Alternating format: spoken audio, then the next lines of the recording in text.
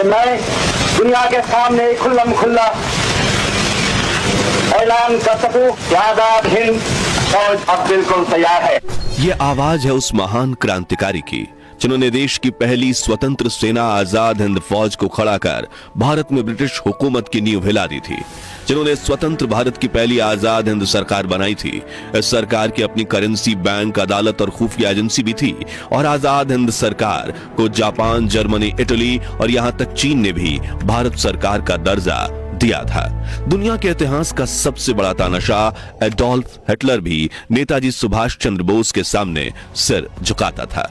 उन्होंने द्वितीय विश्व युद्ध में एक महत्वपूर्ण भूमिका निभाई थी और भारत की आजादी आंदोलन में ब्रिटेन को ऐसी धूल चटा दी थी कि दुश्मनों ने कायरों की तरह पीठ पीछे वार करके उन्हें एक प्लेन क्रैश में मरवा दिया, लेकिन उनकी विचारधारा को नहीं दबा सके। वो विचारधारा जिसने देश के युवाओं में मातृभूमि के लिए प्रेम और बलिदान की भावना को जागृत कर दिया था। लेकिन उड़ीसा के छोटे से गांव में जन्मा एक साधारण लड़का इतना ताकतवर कैसे बन गया कि उसने भारत की अंग्रेजी हुकूमत को उखाड़ फेंका? कैसे नेताजी हर बार अपना वेश बदलकर अंग्रेजों की आंखों में धूल झोंक देते थे? तानाशाह एडोल्फ हिटलर के साथ उनकी मुलाकात कैसी थी और क्यों एक बार सरदार पटेल ने बोस पर केस ठोक दिया था? जानेंगे इस वीडियो में। साथ ही करीब 80 साल पुरानी नेताजी की कुछ दुर्लभ वीडियोस भी देखेंगे और वर्तमान में नेताजी की बेटी अनीता बोस कहां है और क्या करती हैं। लेकिन उसके पहले हर भारतीय वीडियो को लाइक करके कमेंट बॉक्स में जय हिंद जरूर लिखें। साल 1897 भारत में छप्पनिया अकाल ने हाहाकार मचा रखा था। भूख और प्यास से तड़पते हुए 70 लाख लोग अपनी जान गंवा चुके थे। इसी वक्त ओडिशा के कटक गांव में एक ऐसा तूफान जन्म ले रहा था जो भविष्य में ब्रिटिश हुकूमत की जड़ें हिलाकर रखने वाला था। इस तूफान का नाम था सुभाष चंद्र बोस। उनके पिता जानकीनाथ बोस कटक के मशहूर वकील थे और मां प्रभावती देवी एक आदर्श गृहिणी। सुभाष अपने 14 भाई बहनों में 9वें स्थान पर थे। बचपन से ही उनमें अद्भुत साहस और आत्मविश्वास झलकता था। रेवेरेंड शॉ कॉलेजिएट स्कूल से अपनी स्कूल की पढ़ाई पूरी करने के बाद बोस ने कोलकाता के प्रेसिडेंसी कॉलेज में दाखिला लिया, लेकिन वहां भारत विरोधी बयान देने वाले ब्रिटिश प्रोफेसर ओटीन से सुभाष भिड़ गए। दोनों के बीच गर्मागर्मी बढ़ने लगी और गुस्से से आग बबूला हुए सुभाष ने अपनी चप्पल उतारी और उसे प्रोफेसर को पीट दिया। इस घटना की वजह से उन्हें कॉलेज से निष्कासित कर दिया गया और उन्होंने कलकत्ता के ही स्कॉटिश चर्च कॉलेज में दाखिला ले लिया। 1918 में उन्होंने दर्शन शास्त्र में ग्रेजुएशन किया और अपने पिताजी जानकीनाथ बोस को दिया वादा पूरा करने के लिए वो सिविल सर्वेंट बनने की परीक्षा देने लंदन पहुंच गए, जहां उन्होंने चौथी रैंक लाकर एग्जाम में टॉप किया। लेकिन अंग्रेजों की कठपुतली बनकर काम करना उन्हें गवारा नहीं था, इसलिए साल 1921 में सुभाष ने इस प्रतिष्ठित नौकरी को ठुकरा दिया और फिर भारत लौट आए। यहां उनकी मुलाकात चित्तरंजन दास से हुई, जिनके निर्देशन में सुभाष चंद्र बोस ने स्वराज और फॉरवर्ड अखबार का संपादन किया, जिसमें वो अंग्रेजों के अत्याचार और नीतियों के खिलाफ खुलकर लिखते थे। उनकी लेखनी ने युवाओं में आजादी के प्रति जोश भर दिया और ब्रिटिश हुकूमत की नींदें उड़ा दी। साथ ही उन्हें कांग्रेस पार्टी ज्वाइन करने का न्योता मिला, जहां उन्होंने असहयोग आंदोलन में बढ़ चढ़कर हिस्सा लिया। साल 1923 में सुभाष चंद्र बोस कांग्रेस के युवा मोर्चा के राष्ट्रीय अध्यक्ष बन गए। फिर बंगाल कांग्रेस के महासचिव और कलकत्ता महापालिका के मुख्य कार्यकारी अधिकारी भी बने।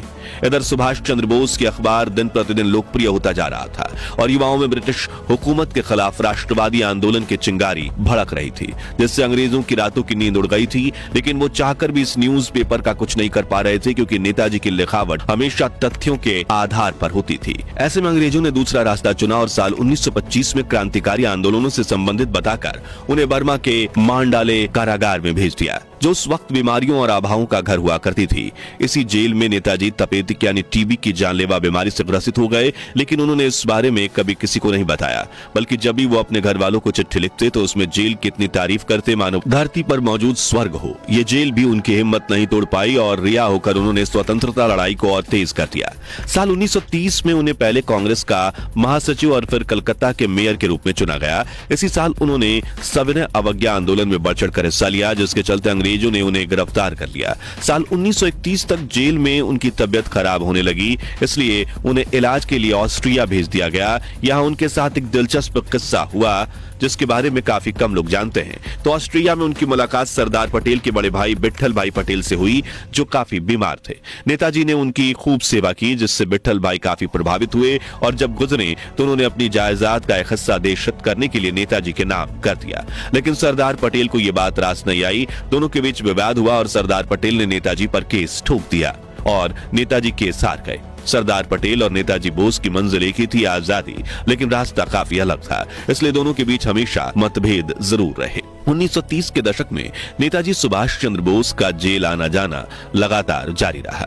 इस दौरान वे करीब 11 बार जेल गए, लेकिन उनके मन में सिर्फ एक ही लक्ष्य था, देश की आजादी। नेताजी विदेश जाकर कई बड़े नेताओं से मिलते और भारत को स्वतंत्रता दिलाने के लिए उनके सहयोग मांगते। उनके जोशीले भाषणों से देश के युवा का खून खौल उठता और उनमें देशभक्ति की लहर दौड़ जाती।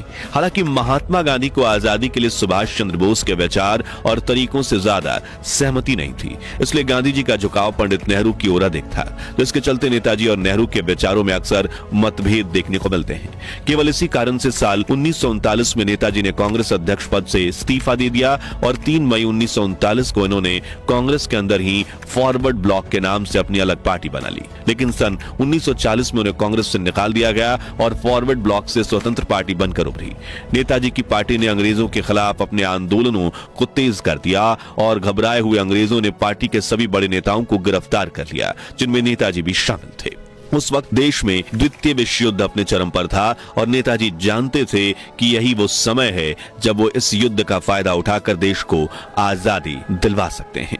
इसलिए वो जेल में नहीं रहना चाहते थे और उन्होंने आमरण अनशन शुरू कर दिया।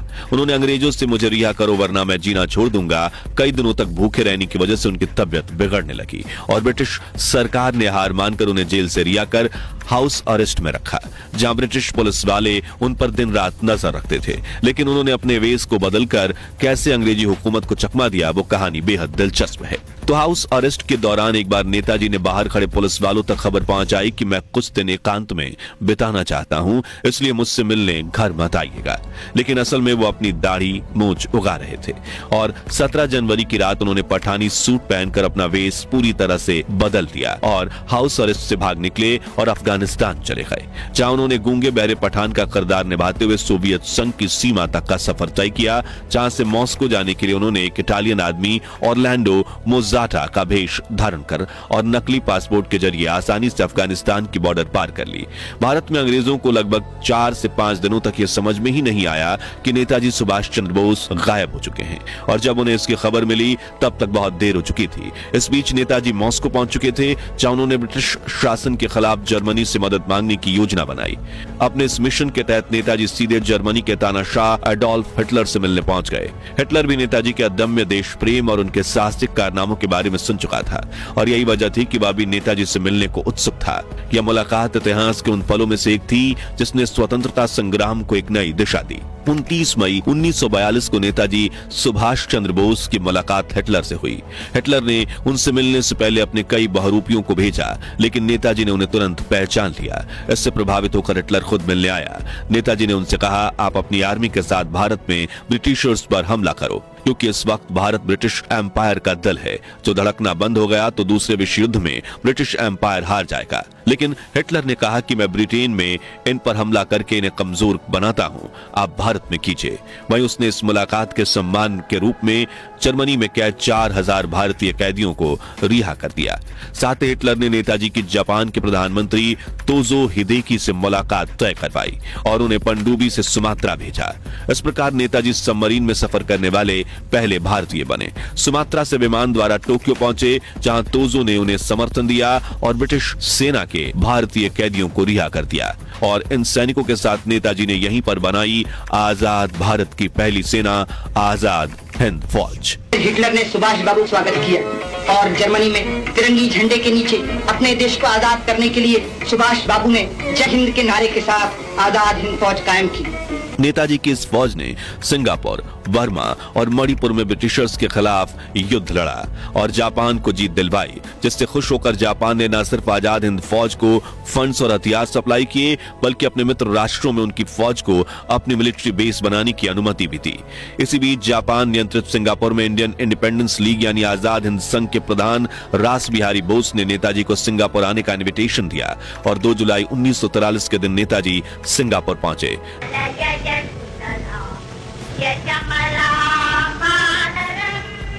जहां रास बिहारी बोस ने इस्तीफा देकर सुभाष चंद्र बोस को आजाद हिंद संघ का अध्यक्ष बनाया। यह संगठन विदेश में रहने वाले भारतीयों ने बनाया था जो भारत को ब्रिटिश शासन से आजाद करवाना चाहते थे। बाबू सुभाष चंद्र बोस की, पंडित जवाहरलाल नेहरू की, महात्मा गांधी की, आजाद हिंद फौज। 21 अक्टूबर 1943 सिंगापुर में एक ऐतिहासिक सभा आयोजित की जहां उन्होंने आजाद हिंद सरकार और भारतीय राष्ट्रीय सेना के गठन की घोषणा की। इस सभा में उन्होंने पहली बार चलो दिल्ली का नारा दिया, जिसने भारत की आजादी के आंदोलन को नई ऊर्जा दी। इस नारे का महत्व शब्दों से परे है। एक नारा निकल रहा और वो ये था, चलो पेरिस, चलो पेरिस। तो है फ्रांस की राजधानी और पेरिस पर कब्जा करने से फिर फतेह हो सकती। तो इसलिए उन लोगों के मुंह से वो एक ही नारा निकल रहा था, चलो पेरिस, चलो पेरिस। लड़ाई छिड़ गई तो जापान के बहादुर सिपाहियों के मुंह से सिर्फ एक ही नारा उस पर निकल रहा था, चलो सिंगापुर, चलो सिंगापुर। हमारा भी एक ही नारा होना चाहिए, हो सकता है, और दिल्ली, चलो। अगले 3 सालों तक नेताजी आजाद हिंद फौज का नेतृत्व करते हुए ब्रिटेन को इतनी गहरी चोट पहुंचाते हैं कि अंग्रेज उनके नाम से ही थर-थर कांपने लगते थे। जापान खुश होकर उन्हें ब्रिटिशर्स से जीता अंडमान निकोबार द्वीप भेंट कर देता है। इसके साथ आजाद हिंद फौज अब भारत की सरजमी पर कदम रखती है। यहाँ वो अपनी आजाद हिंद सरकार बनाते हैं जो पूरी तरह इंडिपेंडेंटली ऑपरेट करती थी और उनके भाषणों ने इंडिया मैनलैंड के युवाओं में भी आजादी की चिंगारी भड़का दी थी और हजारों लोग आजाद हिंद फौज से जुड़ने लगे थे। उस वक्त नेताजी कुछ इस तरह भाषण देते थे। हमारे रास्ते में आएगी भूख, प्यास, तकलीफें, मुसीबतें, मौत। कोई नहीं कह सकता है कि लोग इस जंग में शरीक होंगे, उनसे कितने लोग निकलेंगे जिंदा हो। कोई बात नहीं है हम जिंदा रहेंगे या मरेंगे, कोई बात नहीं है। बात सही बात यह है, आम बात यह है, आखिर में हमारी कामयाबी होगी, हिंदुस्तान आजाद होगा। नेताजी के भाषण से भारत में आजादी का आंदोलन और भी तेज हो गया और अगले 2 सालों में भारत स्वतंत्र हो गया। लेकिन दुर्भाग्यवश वो आजादी देखने से पहले इस दुनिया को अलविदा कह गए या फिर गुमनामी में खो गए। दरअसल 18 अगस्त 1945 को नेताजी सुभाष चंद्र बोस सिंगापुर से बैंकॉक होते हुए सेगोन पहुंचे।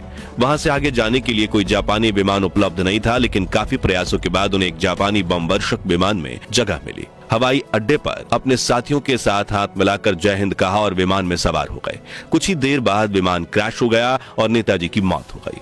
और जब यह खबर देश में फैली तो पूरे देश में मातम फैल गया था और हर तरफ यही चर्चा हो रही थी कि अंग्रेज नेताजी के प्रभाव से इतना डर गए कि उन्होंने कायरो की तरह पीठ पीछे वार किया और साजिश से नेताजी को मरवा दिया। मित्रों, हमारी इस पेशकश में तो सिर्फ नेताजी के जीवन की कुछ झलकियां थी, लेकिन उनके जीवन से जुड़े ऐसे कई पहलू हैं जो आज भी रहस्य बने हुए हैं, जैसे कि सीक्रेट लव स्टोरी और प्लेन क्रैश के वक्त उनके पास मौजूद करीब 80 किलो सोना और करोड़ों रुपयों के अचानक गायब होने की मिस्ट्री और सबसे बड़ा उनकी मौत का रहस्य, जिसे लेकर कहा जाता है कि नेताजी प्लेन क्रैश में बच गए थे और गुमनामी बाबा बनकर 1985 तक जीवित रहे थे। और वर्तमान में नेताजी की बेटी अनीता बोस कहां हैं और क्या करती हैं? तो अगर आप नेताजी के बारे में और भी अनसुनी अनकही कहानियां जानना चाहते हैं तो कमेंट बॉक्स में नेक्स्ट पार्ट जरूर लिखिए।